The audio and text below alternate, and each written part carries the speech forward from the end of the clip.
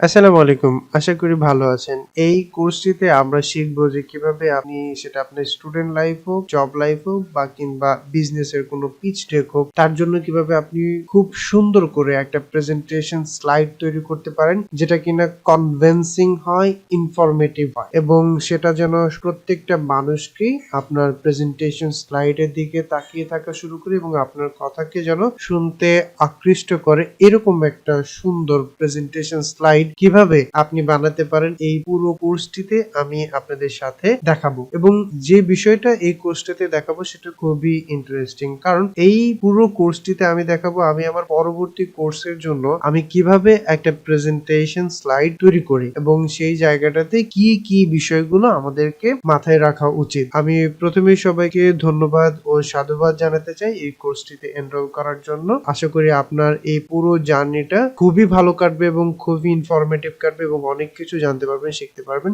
আর যদি আপনার এই কোর্সটি ভালো লাগে তাহলে অবশ্যই আপনার বন্ধুদের সাথে শেয়ার করতে ভুলবেন না। দেখা হচ্ছে পরবর্তী ভিডিও লেকচার। ধন্যবাদ সবাইকে।